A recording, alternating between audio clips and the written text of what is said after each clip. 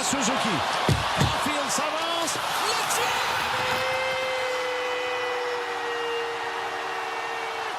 Ma parole, c'est fait! De Maurice à Boum Boum, à Guy, à Steve, à Pierre, à Stéphane, à Cole, le flambeau est passé. 50 buts! Something felt different in the Bell Center the night Cole Caulfield hit 50. Not just the crowd, not just the moment, but the weight of it. Like the ghosts of the Forum finally exhaled. For years, the aura has been hanging over this team. Expectations, legends, standards set by generations of Montreal Canadiens greatness. But this felt like acceptance. Like those ghosts finally looked down and said, all right, this group gets it. The culture, the core, the belief. It's back. And now, maybe for the first time in a long time, the Canadiens aren't chasing history. They're ready to add to it. Partial Breakaway Podcast with your hosts Nick and Junior and producer Vince, bringing you elite fantasy hockey information to help you win your fantasy leagues and win at life.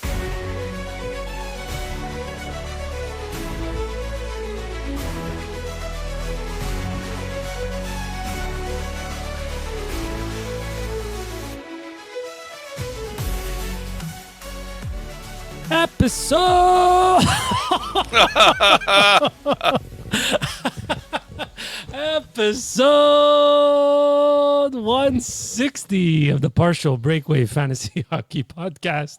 I'm co-host Junior, going through puberty, accompanied by co-host Nick and producer Vince. This is episode 160. For all your info, all our clips, please follow us on social media at Partial Break Pod on Instagram, X, TikTok. Like and subscribe on YouTube.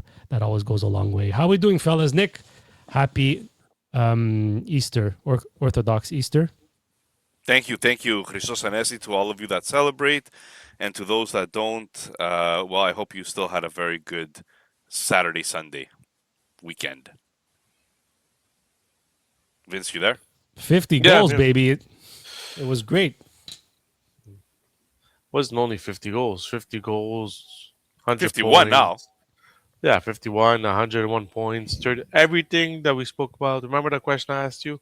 Would you guys rather have Caulfield score 50, Suzuki hit 100, or Slav hit 30? Well, they all hit it. So we got Slav or Slav? Slav. Love it, guys. Should we get right into it then? And This is gonna be long, so go ahead.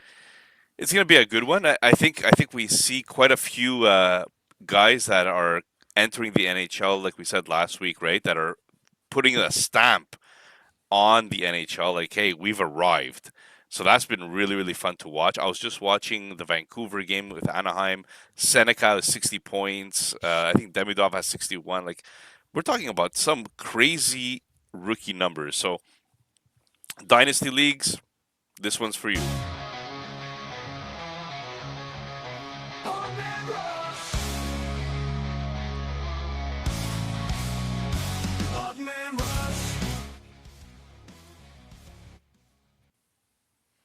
All right, ladies and gentlemen, this is the Odd Man Rush, where we take news and notes and trends of the NHL and turn them into 30-second takes, which usually last 3 minutes. This segment is sponsored from Sportira. Visit their website at www.sportira.com for all your apparel and team uniform needs. Follow them on Instagram as well at sportira.apparel. Guys, 50 goals for Caulfield, 51 actually now. Did you actually think this would ever have happened? Because I remember saying to myself, Caulfield, he's probably going to be a 40-goal scorer in the NHL, and that's going to be really fun to watch. Now we're at 50. We even had some text messages from Toronto Maple Leafs fans that were saying, congrats on a 50-goal scorer, which was nice to see. Slafkovsky hitting 30. I mean, that's everything that we wanted from Slafkovsky. Like, I remember saying Landeskog, maybe he turns into a Landeskog. He put up Landeskog-type numbers kind of this year, right? 30 goals plus another 40 or so assists. Hudson ties Larry Robinson for the most assists in a season by Habs D. I saw an interview where he said, he doesn't really like focus on that stuff, but it's cool to see because it's such a historic franchise. And Suzuki 100 points, which is the first guy since Mats Naslund to do that. Wow. So, guys, I just want your takes Hmm. here because obviously this is kind of a historic season. We're seeing the window open for this Habs team to take the next step. It comes with a couple of injuries, by the way, but we'll talk about that later. Vince, what do you think about this Habs team, and why do you feel good about it? By the way, Caulfield is a Bergevin pick, and Suzuki was a Bergevin trade. Go on, Okay. tell me your thoughts. Suzuki. So first off, Suzuki came because Vegas didn't want to give us the middle class, Yeah. and Hearsay, hearsay, hearsay. Caulfield was not a Bergevin pick. It was who was the scout that we had? Who's the Trevor head scout Timmons. that we had? Yeah, Trevor Trevor Timmons, Timmons. because the year before, Bergevin picked McCarron over another player. So don't start with this whole Bergevin take. No, I'm not going to say it. Listen, it's been an exciting week for Habs fans. It's something we haven't seen in decades, and it all came all at once. I remember saying that Slav was going to be the next guy to hit 50 goals for Montreal. I think 2 seasons ago on this podcast, and that Caulfield was going to hover around the 40 goals. But I mean, Caulfield, listen, he's got to prove it that he can do it over and over again. I'm not saying be an Ovechkin, but if he can stay around the 45 to 50 goals every year, I mean, it's just an accomplishment that we were waiting for. We were thirsty for something like this, and we were never getting it. We were close with Kovalev when Kovalev came, when PK Subban was on the team. But I mean, just to get all four of these things going on, five, even if you add Demidov. So you have Caulfield 50 goals, Suzuki 100 points, Hutson tying Larry Robinson's record for assists, Slav getting 30 goals, and Demidov over 60 points as a rookie. I mean, all in all, it's all coming together, and it's great to be a Habs fan now. And it was uh, I, the It was the some ownership. lean years you Yeah, had. exactly. And but listen, the ownership and the we got to give credit to the ownership to Jeff Molson also, because he decided that, you know what, we're done with the way we were doing things, and I'm gonna hire someone like Gorton to run it and run it properly, because he's done it before. He did it in Boston. He did it with the New York Rangers uh, organization. And listen, all these things came with risks. Gorton hiring Hughes as a first-time GM from being a player agent. Hughes hiring Saint Louis, who his coaching experience was coaching his kids' AAA team before that. So I mean, it all came together for Montreal, and then whatever they had in the pipeline came, and listen, it's just exciting to be a Habs fan. It's and to Habs fan, enjoy the moment, because we never know when these moments are gonna come back. So enjoy the moments, and don't. I sometimes I hear on the radio and I'm like, okay, they made the playoffs, but temper your expectations. Don't temper. I was one of the guys that always tempered my expectations with the Habs when it came to statistically, with players, when it came to the team, because in your head, oh well, no, this is not the year, this is not the year, and you want to pick the year that they're going to be competitive. But don't do that. Don't do that with this team. This Habs team worked their butts off to be where they are now, and I don't care who they play in the first round. Whoever they play, they have a chance to win. So don't temper expectations. Enjoy the playoffs. Enjoy the run. Enjoy the emotions you're going to go through in this playoffs, because there will be high and low emotions, and and just enjoy it. And hopefully, this window, like Nick says, is opened for like 10 years, and that in those 10 years we can get that holy grail that we've been waiting to bring back to Montreal. Why not? Why not the Habs? You never know. You never know. Like you Yeah, said, we've been waiting for this. Like, we've always had Carey Price, and we We always loved what he could do, and we knew he could win games, let alone games. He could win series on his own. Our best goal scorer was Max Pacioretty, who hit 39 goals. Didn't even hit 40. This just like I said that blurb because it honestly feels different from top to bottom, from management to players to even the stories you hear from training staff. Even like they're talking about Patrick Laine, who's obviously an odd man out on this team, as one of the best teammates they have. Like it's just everything just feels different. It doesn't mean that they're gonna win this year. It just means that what they're building with the culture, it's coming across to the fans, and everyone's starting to realize that something special can happen, and Yeah, it's awesome. yeah. Like guys, they're gonna either face Buffalo in the first round or Tampa in the first round. So it's gonna be tough sledding no matter what, and nobody in the East is gonna have it easy. So all those matchups are gonna be hard. Temper your expectations. Don't temper them. Just have fun. Yeah, Just watch the game. Have fun. This is the best hockey I've ever seen Montreal play. And I was a big fan of Koivu. I was a big fan of Kovalev. I was a fan of oh geez, we've had some really bad teams, guys. But Chris Higgins. Desharnais, Desharnais Desharnais. and Chris Higgins as our top line. Like we haven't had this as Habs fans. So like savor it, savor every moment. The east to west, the north to south, they play everything creatively. They play fun hockey to watch. So I really think this is something that you should watch. Yeah, go ahead, Junior. I just to twist it a little bit into a fantasy perspective. How do you rank these four players? So Caulfield, Suzuki, Slavkovsky, and Hutson. If you were to rank them 1 to 4 as best fantasy value to worst, which is still good, but out of these four, how would you rank them from 1 to 4? Well, personally, I would probably say Lane Hudson is number one, simply because of position.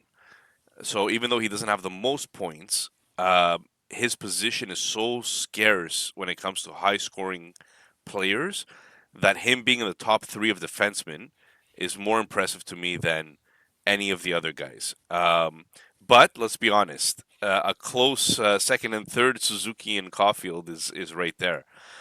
Caulfield 50 goals, I think, is what, second in the league or Secondly, Mm-hmm. McDavid has second in the league. yeah. McKinnon's got McKinnon has 52. McKinnon, 52. yeah. Suzuki at 100 points is what, top five or top six in the Top league? So, five. He's fifth in the league at 101 points. off the top of my head, and remember that listener said that we don't know our stats. Um, like it's impressive, guys. It's really, I've never thought of how good this team is. I'm not saying they're gonna win. Like, don't get me wrong. I'm not gonna be a one of those fans that is already planning the parade. Because it's tough sledding in the East, like I said. But I'm just enjoying watching this team play. So much fun. Agreed. All right. There is some bad news though in Habs land, and that bad news is that Noah Dobson is going to be out for 2 weeks at least. Sounds like some sort of fracture in his thumb because he blocked a shot with his thumb. Um, it's not confirmed that it's that. They just say upper body injury at this time of the year. But I mean, we could like we have eyes. We could see what's going on here. Hmm.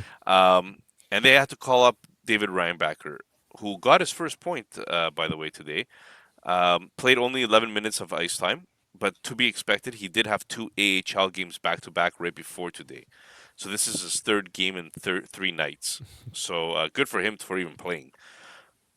Um, that's the bad news on the Dobson front because we definitely need Dobson for the beginning of the playoffs. And those Habs fans that don't think Dobson does a lot, you're gonna realize how valuable Dobson's 27 or 28 minutes a night is when you don't have Dobson in the lineup.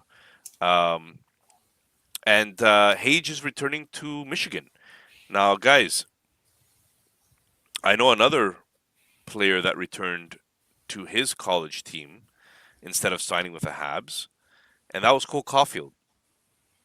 So it's not a bad developmental path for him to go back and try to win a natty. Just saying. Vince, What's your thoughts on this Dobson injury? What's your thoughts on Reinbacher and Hage returning to Michigan?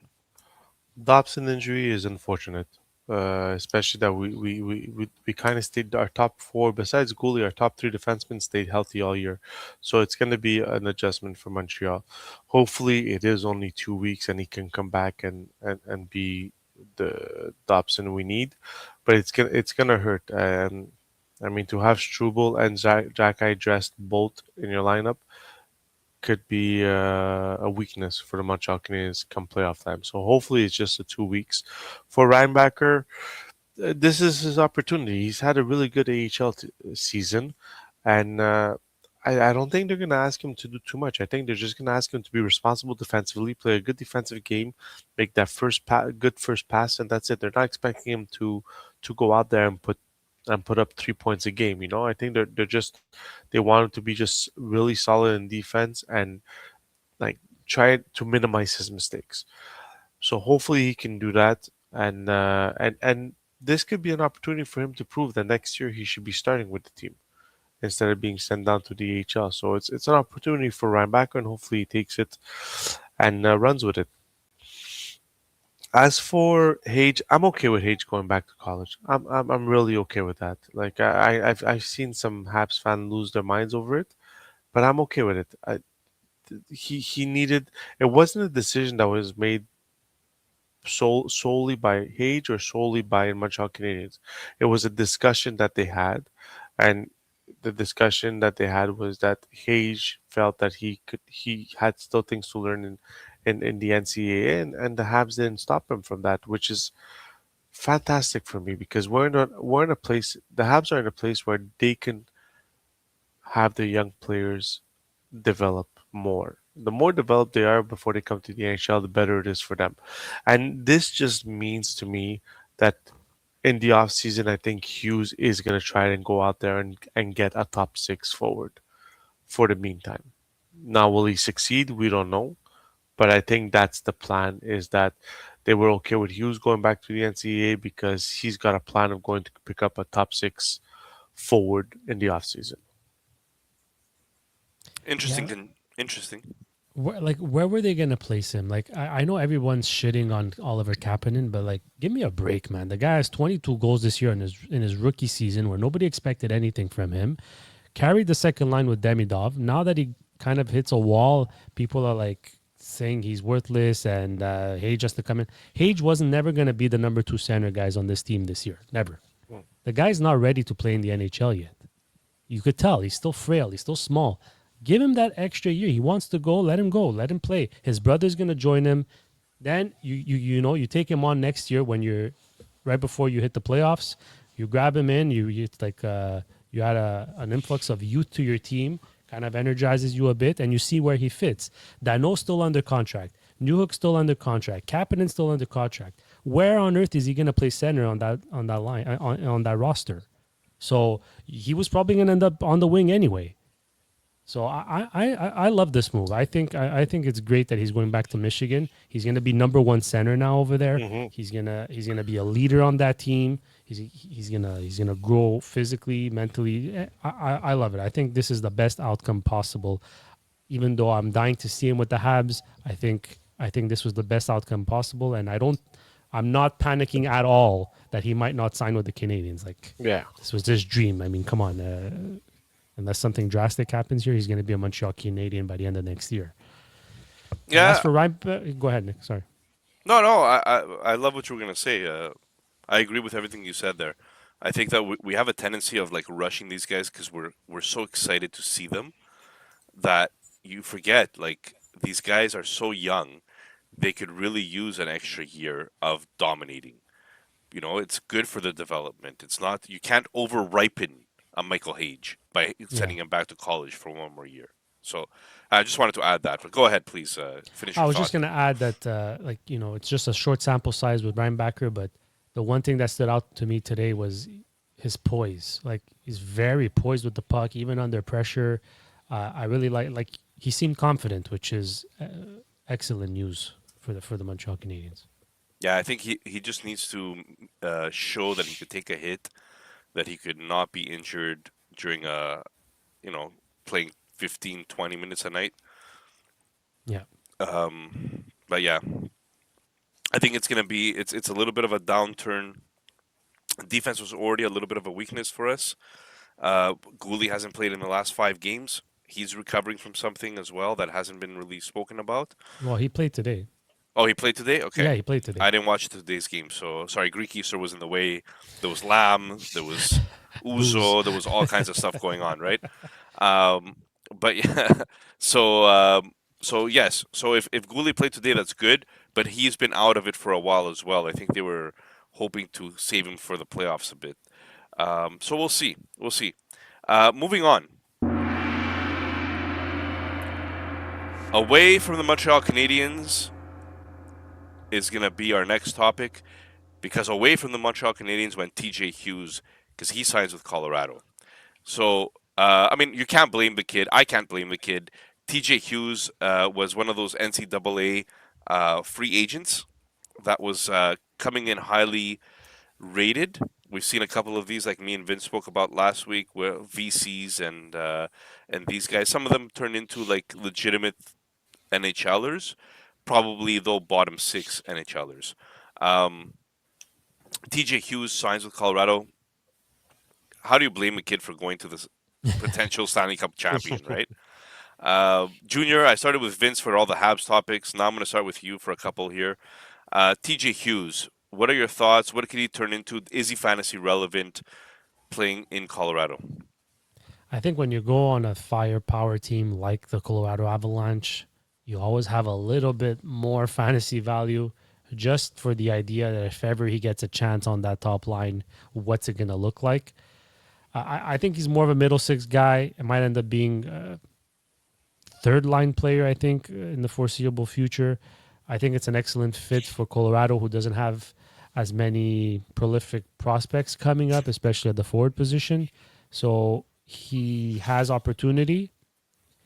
He's on a high scoring team, and he's got some tools that can make him successful in the NHL. So I kind of like it. It's hard to tell what he's going to be. But I think in deep leagues, he could probably help you. I would definitely take a chance on this kid, just knowing the fact that he's going to Colorado. But my expectations are tempered, for sure. How long of a contract did he sign? Oh, right Do we know? now he signed to go. I think it's an ATO, and I think it only officially starts next year because he went to the AHL. Okay, so that's it. Listen, he had a marvelous university career. I mean, 36 points his first year, 48, 38, and this year 57. Now 57 points, 22 goals, 35 assists at 24 years old. So he's playing against 19, 20-year-olds. So the advantage is always there when you're a little older. But I, like you guys said, he chose wisely because there was a lot of teams that were interested in him. So he chose a team where the pressure wouldn't be fully on him to produce offensively, and that he can just come in and play with unbelievable talent in Natchez or McKinnon. So fantasy relevance right now, I don't see it. I need to see him play in the NHL first. If you if you're in a dynasty league team, then yeah, maybe you take a chance on him. But how much are you trying? How long? How many years are would you risk on him? Like I'm talking like in our Llamas, he'll be a free agent. In our Llama League, he's a free agent. How many years do you think you're gonna risk because there'll be a battle for this kid to be signed with your team? So to me, he's not a sure thing. So I would, for now, I don't think he'll be a fantasy relevant. Vince, just to answer your question, he signed a 1-year ELC contract that only begins next year, so he can't play with Okay, Colorado this year. That's why this year, but he's with the AHL team. and next year is just 1 year. That's it. Yeah.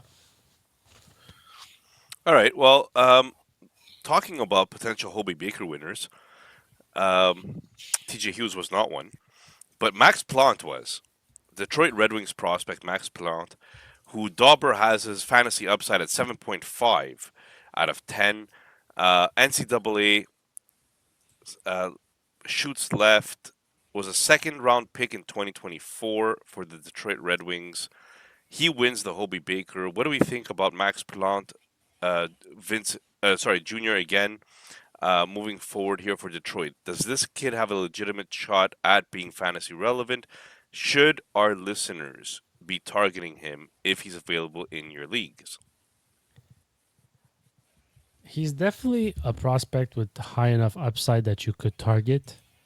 Um, Let me just see here 1 second. I want to say, well, there he is. Just to give you a few stats here, he won the Hobie Baker because he got 52 points in 40 games this year. 25 of those were goals. According to Dobber Prospects Frozen Tools, it's an NHLE of 47. But, Detroit could use a bit of offensive punch, youth offensive punch, like the Comforts, the Cops. Their time is due. Like, they need a little bit more than just that. Again, his fantasy upside, according to Dobbs, like you said, is only 7.5. I would love for it to be 8.5. But he's a high-pace playmaker who shows flashes of elite hockey sense. But his lack of size and his inconsistency are what kind of give him a bit of an obstacle, and why people don't think he can be as good as he can show at times. So it's almost like a boom or bust for me. This guy is either going to be elite or he might end up just being a bust. That's how I see it. So it's hard to gauge, to tell you the truth. Okay, Vince, I'm gonna. Yeah, go. I was gonna ask you a little something. I'm listening. Forgetting a little bit about Max Plant, because I think Junior said it pretty well there. What about the Iser plan? I think the Iser plan is almost. I think he took it from the Bergevin plan, where apparently there is no Iserman plan, and people just made it up. But Iserman's time is coming to is on thin ice in my perspective, because now what is it? 2 years in a row that they were in a playoff spot, and then last 3 weeks they blew it. And I mean, The he's month of invested. March has been bad. Yeah, and he's invested in this team. Like, he got them Gibson, he got them veterans like Kane. So this Yiser plan needs to work at some point earlier than later. And I don't know. I'm a little worried about the Detroit Red Wings. I'm not. I'm not gonna lie. The players are in place. So is it the right players are not in place? Is it the coach the problem? Is it I don't know what the problem is in Detroit. It seems like every time March comes, they're in a really good situation, and then when March hits, they're just on a downfall that they can't recover from. So Yeah, I mean, he's on thin ice, that's for sure. I don't think he's as comfortable as he was at the beginning of the season on that GM chair. so here's the things that, like, I went through. There's actually a really nice website called theiserplan.com. You could go ahead and share that with listener Rooks and all Detroit Red Wings fans. It's actually pretty funny. It shows all the trades and all the draft picks that are in the first round that Iserman has done. And guys, there has been some really, really bad calls from Steve Yzerman when it comes to professional players that they've acquired. Pro So scouting. the pro scouting, like signing Robbie Fabry to a 3-year deal, going for Adam Ernie, like Jacob Vrana, on and on and Andrew on. Copp, The Andrew Copp hasn't worked out, JT Comfer. Reimer, whatever. Anyways, long story short is that they've drafted actually pretty well. The Augustines, the Kosas, the Raymond, I think was, Raymond's of the world. Casper is Casper is still to be determined, right? yeah, but But Arvidsson, Sandin Pelika. I mean, these are all great draft picks, but Kosa, Augustine. yeah, that's what Nick was saying. It's just like you said. I think the pro scouting was just a little. everything else, the pro scouting side of things, is where he's really failed. So I think I was talking about it with listener Rooks because I don't like I think he's to blame for holding on to his prospects too much and valuing them too high. I think so. he was always in on the big free agents. He wanted Stamkos really bad, didn't get him. He wanted Marner really bad, didn't get him. And I'm missing a few here in the last 7 years. But I just feel like when you're an organization that's struggling to sign free agents, you can't hold on to your prospects and think they're worth the world. Like the Danielsons of the world, you can find a dime a dozen. I'm not saying he's not going to be good. I'm just saying that you don't need him right now. Go get someone you need to win now. Larkin's 30 years old, guys, next year. Mm. He's 30 Yeah. years old. But you've surrounded him with like JT Comfort for 5 years, Justin Right. Hole for 3 years. So Um, that's what I think his problem know, was, is that he was too afraid to let go of some of these prospects. Even like, Jeff maybe, Petrie, yeah, come on. Appleton. Like, Sherrod. he signed all these bottom sixers and hoped that one could take off playing with Raymond and Larkin. And they showed glimpses of that, but never. And look, Patrick Kane is one of their top scorers at 38 years old, almost 37 years old. If he doesn't Yeah. play another season, who's taking those 56 points he got this year in 65 games? By the way, Yeah. so yeah, the pro scouting, there's like his amateur scouting, top notch. Honestly, among the best. Pro scouting is like you said is where they failed. Well, Jay And Fresh that said it. first round pick for Justin Falk, unprotected, Yeah. which now goes into the lottery.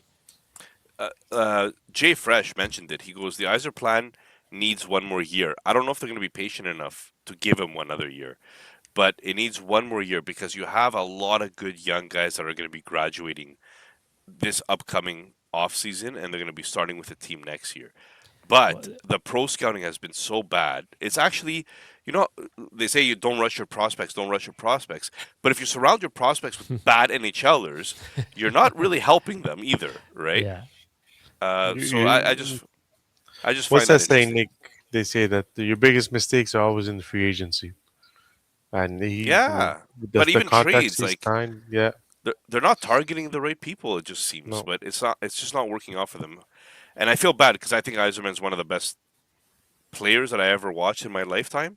I want him to succeed as well. But we've seen it with Wayne Gretzky too. Just because you're a good player does not mean you're going to be a good general manager or a good president either. So one does not translate directly to another. So they're saying that he likely won't get fired. The most likely scenario is that he gets promoted to president of hockey president. ops, Yeah. and Draper or Horkoff, which are part of the management, might get the GM job.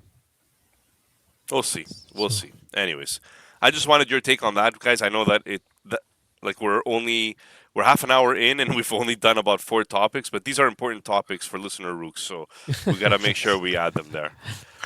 Guys, here's an important topic for us dynasty players. Okay, the next 4 guys I'm gonna mention, maybe even 5. The next 5 guys I'm gonna mention are all players that have made their NHL debuts.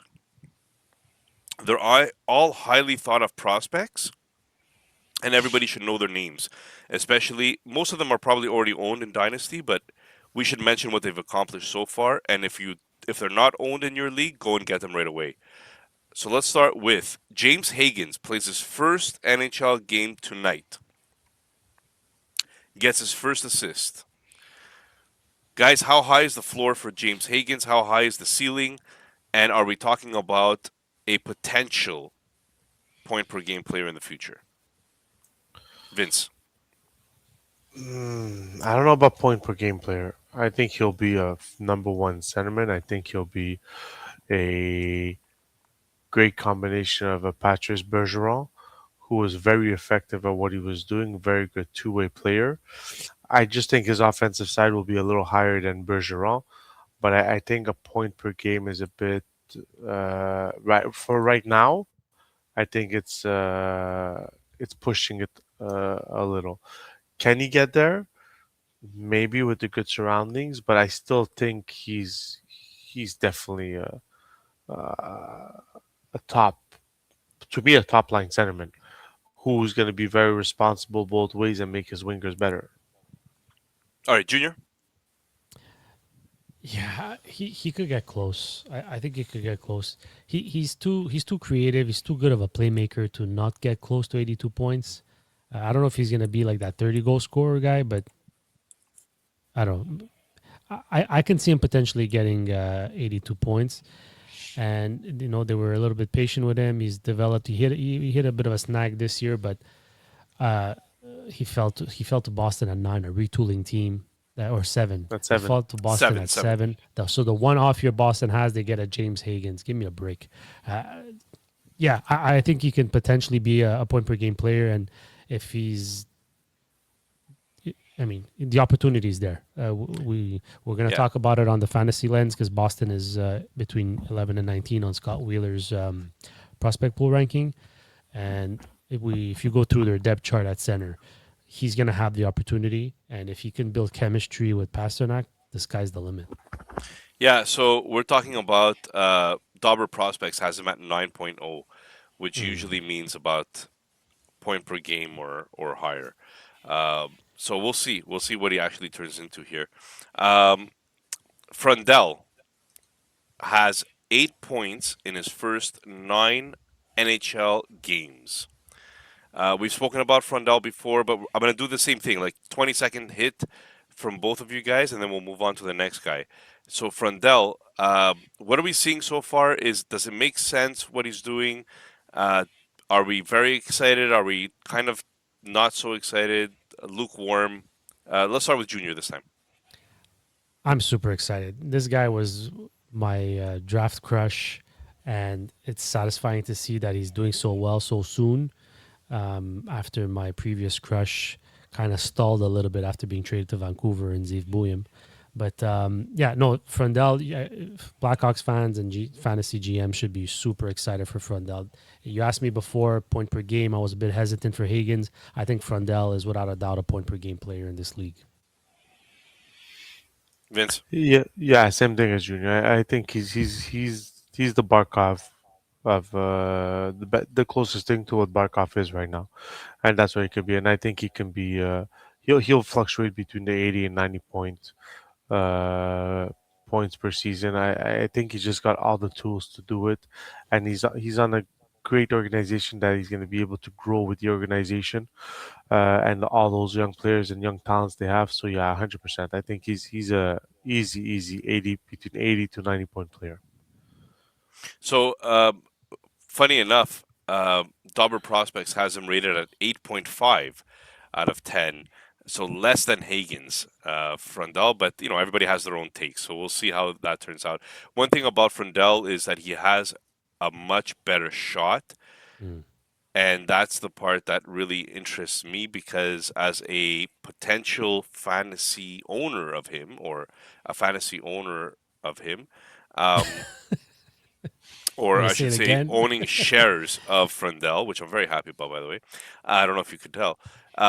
His shot is elite, so we'll see if that turns into like a potential goal scoring player in the NHL and not just playmaking. So we'll see. He was third overall in the 2025 draft year. Here's one that I'm curious about what you guys think, and I'll go straight to Vince because this guy looks like a Philadelphia Flyer through and through. He Porter Martone, hold on, he has 7 points in 7 games. he Now go. is he is the new generation Dino Ciccarelli.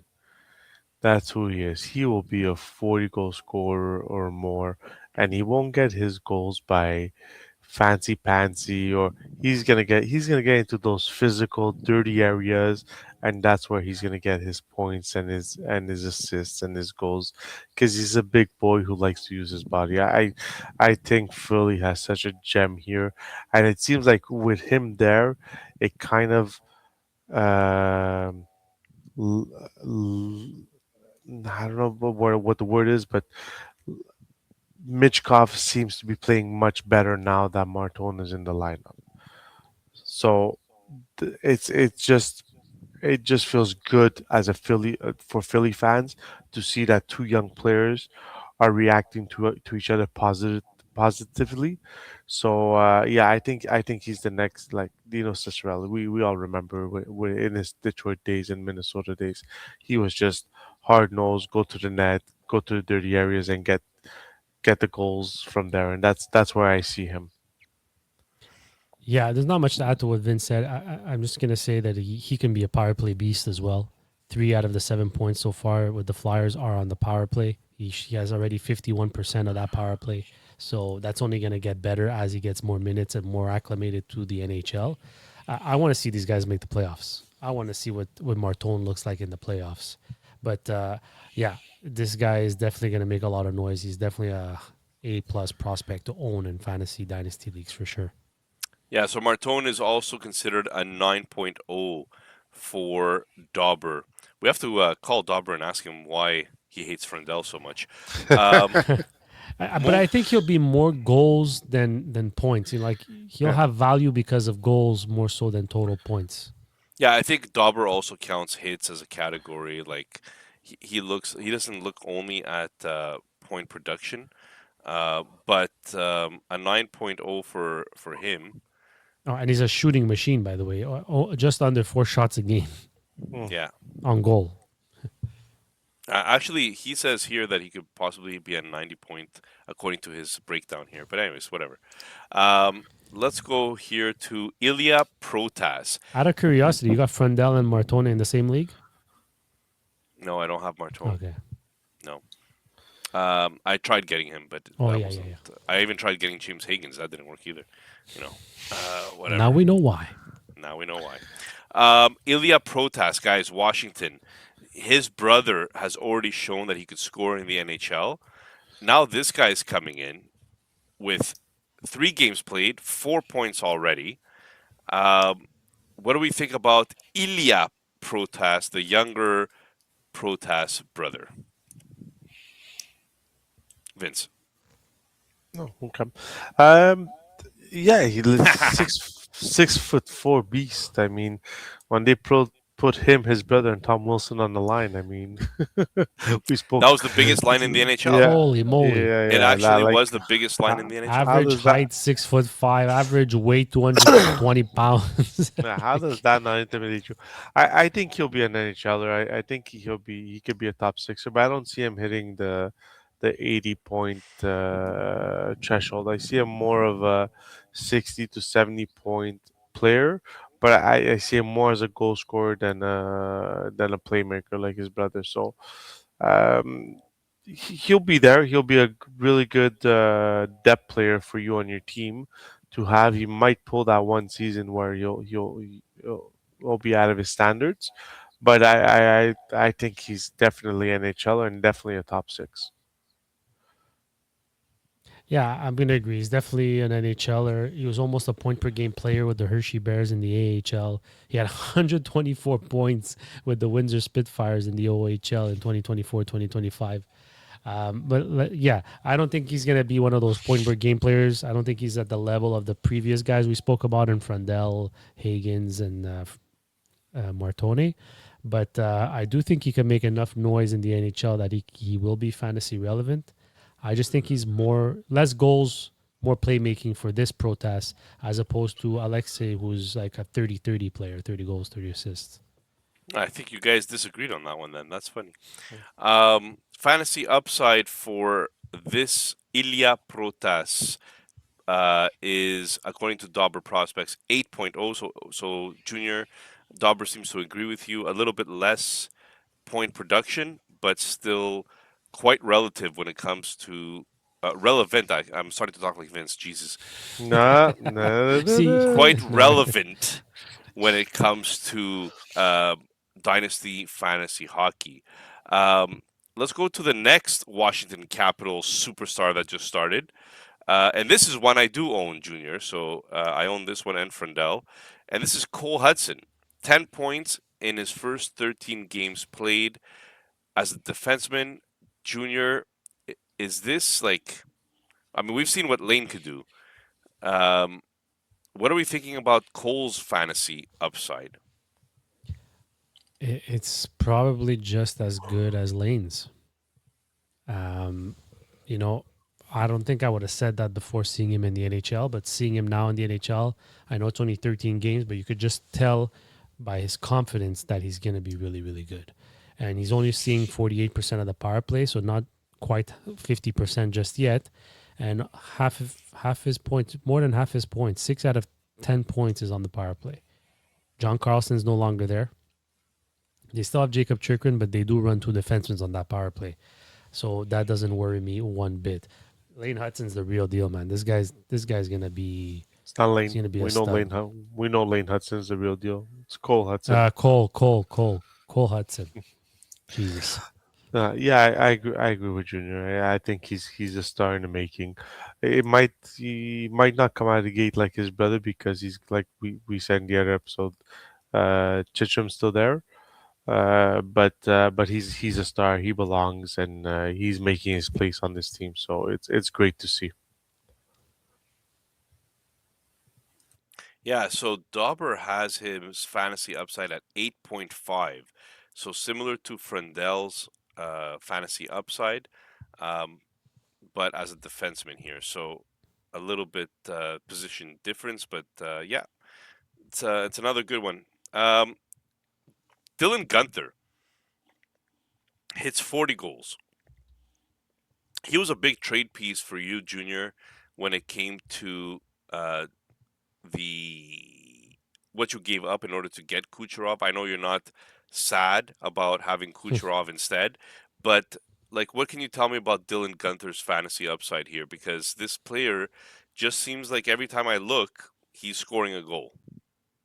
Yeah, he's unbelievable. He's got one of the best shots in the league, and he's only 23 years old. I've loved him since his draft year. I could tell just in the preseason games that he was playing with Arizona at the time, he was just a natural goal scorer, and he was all showing up on the score sheet. And you don't put too much thought into preseason, but when we did our inaugural draft for loose pucks, I was just like, I see him too often. He's got a sick shot. He's got to be relevant, and I drafted him, and I'm I'm being rewarded, man. This guy's he's at 40 goals, and he just gradually gets better and better and better every year. His 2 seasons with Utah so far, 60 points last year in 70 games with 27 goals. This year in 78 games, he's at 39 goals, 72 points. So I wonder what next year has in store for him. Can he hit 50? I don't know. The better Utah gets, maybe the closer he gets to that 50. Not much to add, Vince, or what do you No, want to he's tell a us pure about Gunter? he's a pure goal scorer. There's nothing to add from what Junior said. He's a superstar in this league. Well, I want to mention that we do wish the next player that we're going to talk about all the best, because he is out for personal reasons right now, is Victor Hedman, who's been a superstar in this league for so long. Tampa Bay is missing him right now. But Vince, what can you tell me about Victor Hedman and basically who replaced him, which is Darren Radish? Uh, But what can we talk about here with Victor Hedman? I think Darren Radish replaced him for the offensive side of the of his game because he was such a complete player, defenseman, Hedman, like a top three every year. That was very difficult for one player on that team to replace him. But I think Radish replaced his offensive output, and I think JJ Moser replaced his defensive responsibilities with McDonough and other players. So listen, Hedman's 37, close to 40. Uh, he's been fantasy relevant. Besides this year, the previous years has been fantasy relevant, and it's just how good he is. Do I think he'll be fantasy relevant in the coming years? No, I think I think he's past his time now. I think the torch has been passed in Tampa Bay. Hopefully, what he's going through right now is nothing serious. I mean, we don't have any news on what's going on. But like you said, Nick, we wish him the best. But he's been a gladiator in this and for Tampa Bay and in the NHL for so long that I mean it's a first ballot Hall of Famer hands down. Yeah, we wish him well, and I'm just curious to know what the end of his contract looks like. He still has 3 seasons left at $8 million. What does Tampa Bay do there? Uh, I'm curious to see how it all plays out. They're never scared to get rid of a player when they feel like their time is due. It'd be a little shitty, pardon my expression, if it happened at the end of this year, considering what he's possibly going through right now. But it's a cutthroat league, and sometimes these decisions are made. At the end of the day, we just wish that him and his family is well. Yeah, and just to be clear, nobody said that Tampa is getting rid of him. This is all just TMZ Junior's take. No, but like you Next, saw, they did it. uh, They let go with Stamkos. Like they do it when they feel yes, like they're. they'll If let they're go. healthy. Yeah. Yeah, He's so 36. He's gonna be 36 next year. that's right. Ron Francis steps down as the GM in Seattle, and let's be honest, Ron Francis, my friends, is the definition of mid. His Definition teams, of the Seattle Kraken. the every team that he has had gets better when he leaves. So Seattle, there's upside here. There's upside. I mean, look, he tends to get a lot of prospects. He'll find prospects that are defensive oriented, that play a good 200-foot game, but doesn't really get that superstar sometimes. And in Carolina, he built a team that was always mid. And then when he left, that team just exploded and kept going forward. Now, I'm not saying that it's necessarily his. Like, a lot of the guys that he drafted are still there today. So he's not bad in that sense, but he just doesn't seem to get that superstar every time. And Seattle's the same thing. It's the jury's still out on Brooklyn Catton, but Seattle didn't really do a good job in the expansion draft, did they? Like, I remember saying Well, Vegas they really did pushed it. people. Well, no, they did a good job because the first year I think they made the playoffs They and upset Colorado. yeah, they went in a few rounds in the first year that they existed. But the Yeah, problem but was the year. they didn't sustain that though. No, the problem was the year after. That's saying Vegas sustained it because they invested in their team. The problem with Seattle was after that he went to sign players almost a bit like he was like the Chandler Stevensons, uh,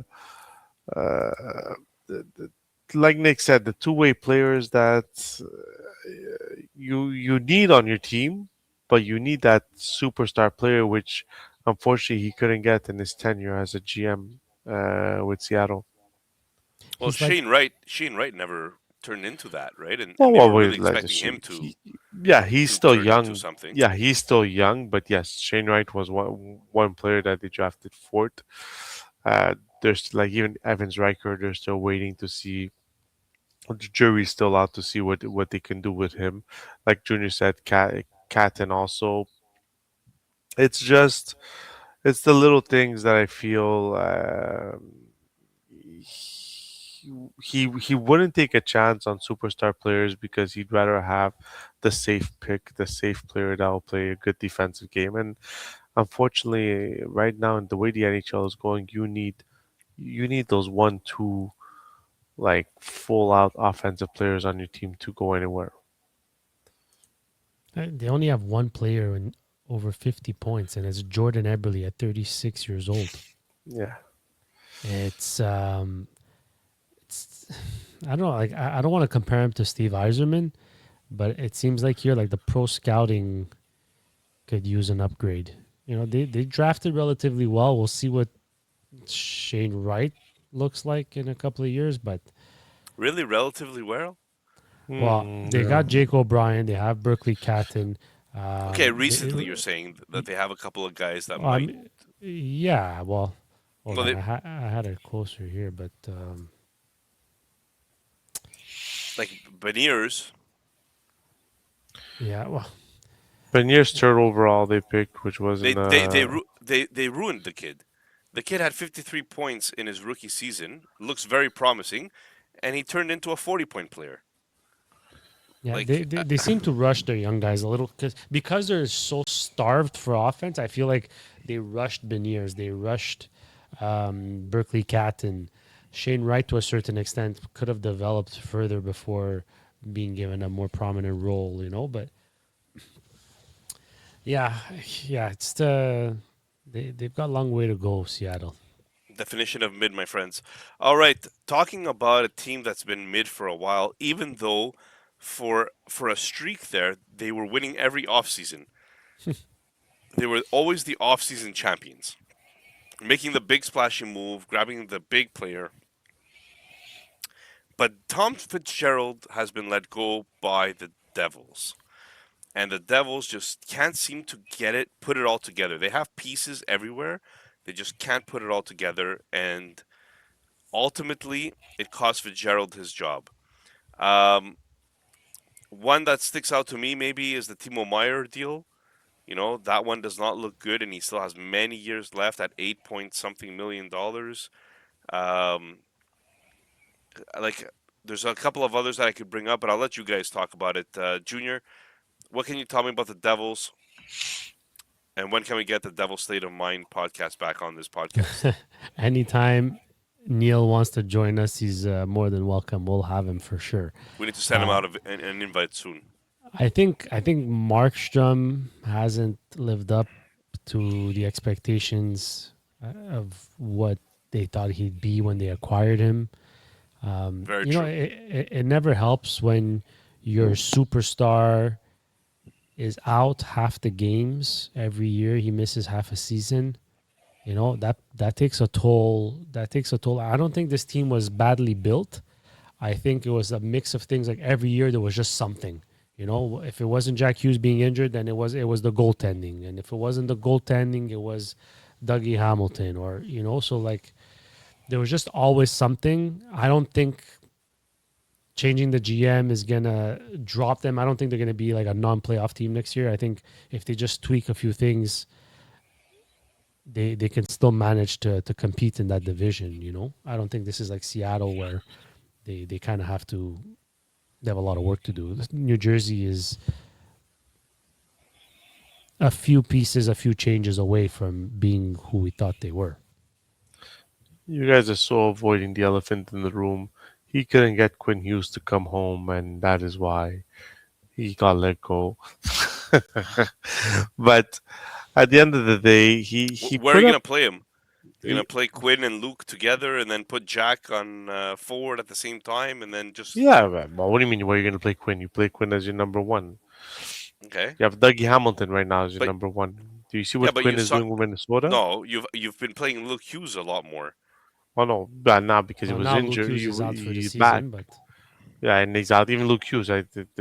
All the Hughes brothers. It seems like they only want to play 60 games a year and not more. But no, I think with Fitzgerald, just he rebuilt this team to the highest capacity that he could, and now it's time for someone else to come in and just build on what he built. He didn't build something bad here. It's just misproportion with injuries, and like Junior said, Markstrom had a good first year in New Jersey, but after that, they were very deceiving his other years. So he's built a good foundation. So now it's for someone else to come and build off of that foundation. So we'll see how that works. But I don't see New Jersey missing the playoffs next year on a full healthy squad. sorry, Nick. I mentioned a few things that happened with the Devils, but even like this year, Pesci being out for so long didn't help either. That was a big fish they went to get. No pun Yeah. intended. I think Jake Allen contract is probably the best contract in the NHL because this guy was slated to be the backup. He basically turned He into the played number more. one. Yeah, exactly. Yeah. You know, and he's I think he has 3 more years at under They two both, I million or think, something. yeah, I think they both, even Markstrom still has 2 more years. So, So listen, it Markstrom could, has 2 years left, $6 million apiece, yeah, and Jake Allen, well, he signed that like 7 year contract, 5 year. He's got 5 years, so 4 more years yeah. after this. So, 4 more so years. you still have Markstrom, who hopefully could turn it around next year with a fully healthy lineup. New Jersey can be a very dangerous team in that division. So, By the it's way, going to be a wait and see for next year. the average age of their goalie tandem is 35 and a half. Yeah. Okay, well, guys, as of right now, Toronto has a first round pick Oh ho ho! in the top five. Woo! So it's gonna suck when Florida or some other team wins the lottery and pushes them to number six. But I digress. Um, Toronto right now has the first round pick, and you know what? Um, so does Florida. Uh, like how bad of a mess up was this for Toronto? Like I'm sorry, but I don't want to harp on it too much. Like already, all of our Toronto friends have said they don't want to talk hockey for the rest of the year. Um, they've solely moved on to baseball, and that's not really helping them much either. Um, but like, you're a bad team. You're gonna be a bad team most likely again, and you don't have a first round pick this year, possibly.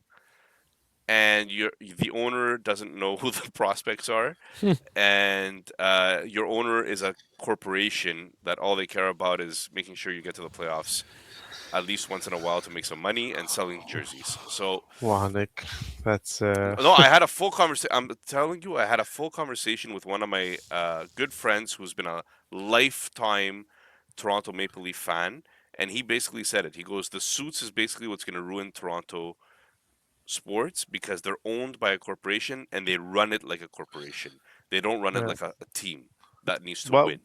well, that's what they say. They say even when you go watch a Toronto game, some yes, physically the tickets are all sold out, but in the arena, it's like there's nobody there sometimes because it's all corporates. It's all people giving their tickets to clients who don't know hockey or whatnot. So I I think it's so important that Toronto gets their first round pick this year if they want to make this retool fast.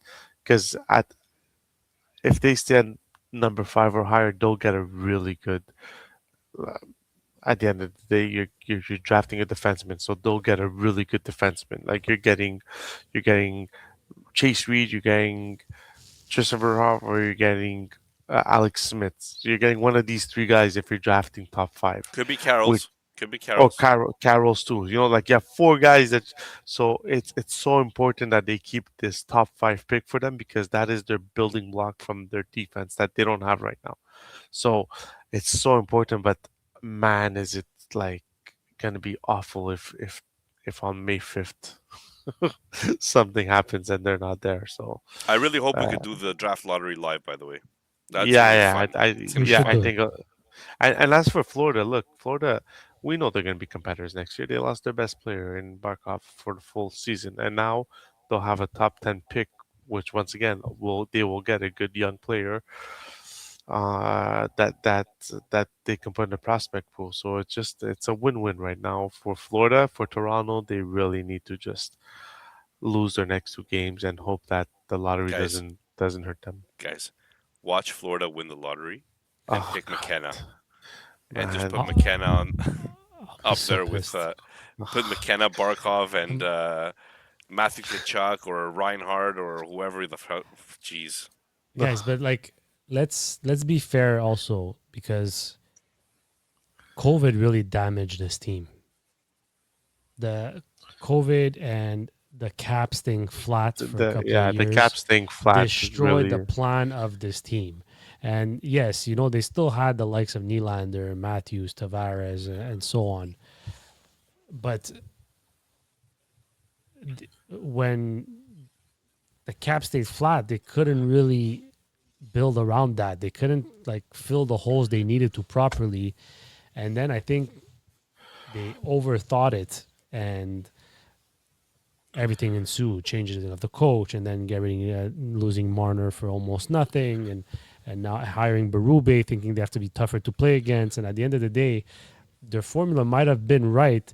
It was just met with unprecedented Yeah. cap, a flat cap. So it's tough. They need way more than just a defenseman, though, guys. I don't know who's playing for center. Who's playing center for this team after Austin Matthews? How much longer can you rely on a John Tavares to play center? So they've got quite a bit of work to do. Yeah, when you fire your GM because he says that he's going to trade away one of the core four, and then the following year you lose the core four player anyways for almost nothing, and then you fire Shanahan because he lost the core four player for almost nothing, or part of it was the reason. It just like a vicious circle. You don't know what you're doing. And kind of it shows sometimes. Unfortunately, when your owner gets meddles a little bit too much. That's it, and comes full circle, right? When it's run by a corporation like that, that's what you get. That's right. All right, guys. Philly needs one more win to clinch the playoffs. Junior, what can you tell me about Philly and how we spoke about Martone already? We spoke about Michkov. Like, is this a big win? I'm just gonna say it out there because I know Vince doesn't like him for Talkett as coach. Hmm. I think, given the circumstances, this is a win. I think you need to also take into account that the division wasn't great this year. So, in a regular year, does Philadelphia make the playoffs? I'm not sure. But again, every year there's going to be surprises, right? And you got to make the most of them. And they did. They're not quite in just yet, but they're very close. Zegras was nice. Zegras was really good this year under Talkett. I think they give him the liberty he needed to succeed. He's got 66 points in 80 games. So not only did he stay healthy, but he produced enough to be relevant, and that goes a long way for Trevor Zegras. Just happens to be a contract year as well, Hmm. so that contract's going to be interesting too. Yeah, their differential is at like +4, which is the lowest in playoffs teams in the East. So, yeah, I'll give credit to Tackett. He brought this team into the playoffs. He made that Zegras rejuvenate his career. Uh, but once again, like Nick said, I think that division was weak already. So, them making it, but you got to give him credit. He made the playoffs, and on his dossier is going to say first year with Philly, he made the playoffs. Not yet, but almost. Hmm. Center depth chart, and he doesn't always play center, is Zegras, Dvorak, Cates, Couturier. It's not. It's Yeah, not. It doesn't not scream There's no. like. Vladar's been their most consistent goalie. Consistent Like goalie. I think that was the biggest signing for them was Vladar, a solid. Sanheim and Ristolainen on the back Yeah, end. Like I don't know how. Like on paper, you're like what, but you know, it'll be Guys, interesting. The first round will be interesting. another team that looking like they might clinch is LA. So this team lost a big piece after trading for a big piece, Mm. and they're one win away from a playoff spot. Um, Junior, what can you tell me about LA? I'm really happy for Kopitar. I think he deserves to go out winning. I mean, they might not win the cup, but making the playoffs is a win. And he had an underwhelming year, 36 points in 64 games. But Panarin hasn't skipped a beat since joining the LA Kings, and I think that's very promising going forward. They might have lost Liam Greentree in the trade, but uh, you know, they're a weird team. I find the LA Kings. They leave a lot to be desired, but they have some offensive punch in Kempe and Panarin that could flip a game on a switch. So, and look out for Byfield too next year. So yeah, it's a weird team, but I'm kind of happy they made it or they're about to make it For They Kopitar, they for Kopitar. for yeah Kopitar. they Yeah, they need some goaltending. Their differentials are -21, and their first opponent is going to be the Colorado Avalanche. So they're going to need a hell of a defensive system, and they're going to need their goalies to show up in the playoffs to make it even a competitive first round. But like Junior said, with Kopitar's last year, Panarin has fit well. Um, but once again, you're going to be playing the Colorado Avalanche. That is not an easy task. So we'll see how it goes. But I don't see them going much further than that. Guys, first time ever, New York Islanders, New York Rangers, and the New Jersey Devils are all missing the playoffs at the same time. All three of these teams had down seasons, although Islanders came the closest out of everybody, I guess. Um, Firing Roy did not give them the boost that they needed, it looks like, to Mm, actually make the playoffs. Um, Rangers with their we need to rebuild because Drury already messed up this team, so he's gonna try to rebuild again. And then obviously the Devils with Fitzgerald. We already spoke about Fitzgerald getting fired. Uh, it's kind of unprecedented for all these New York area teams to be out, and then another New York area team in Buffalo Sabres being in. Guys, I know it's not really much I could speak of here, but do you guys have any comments on all these New York area teams missing the playoffs? no. Well, listen. Next year, the East is going to be interesting again. I mean, they're all going to come back guns blazing next year. I just hope the Rangers don't win the lottery. I'm done with that. Done with the Rangers winning the lottery. I think out of all three of those, we had the Islanders who the least chance of making the playoffs at the beginning of the year, and they actually had the best chance of making the playoffs out of these three teams. So it was a weird season for those three teams. We'll see how they go next year, but I feel a bounce back from New Jersey is a guarantee. From the Rangers, I'm not sure. Honestly, it all depends what they do in the offseason with some of their players. Yeah, I think the Devils probably make it back next year. The Islanders probably get close. Um, yeah, I don't think we'll see this play out again next year. All right, guys. Usually we do a word from our sponsor here, but instead we're going to do a word for our podcast. And in particular, this word is for our Battle Royale playoff fantasy pool. And we will be sending out invites to people that want to join. Guys, if you are listening to this and you want to join our playoff pool, it is an elimination playoff pool.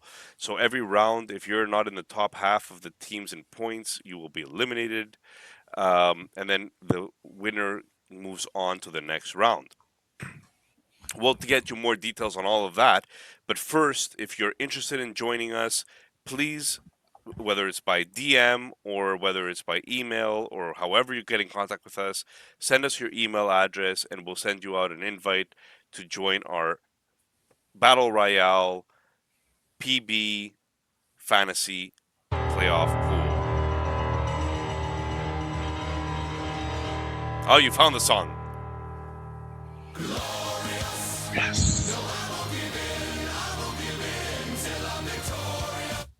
That's our Battle Royale anthem. That's right. Glad to hear it again. I haven't heard it in a while, so it should be fun. Now moving on to the final, kind of final update of PBLL. Vince, take it away.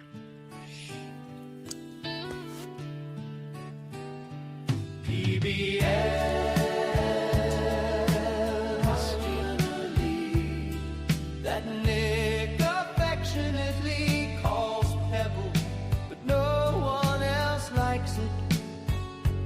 Partial breakaway listener.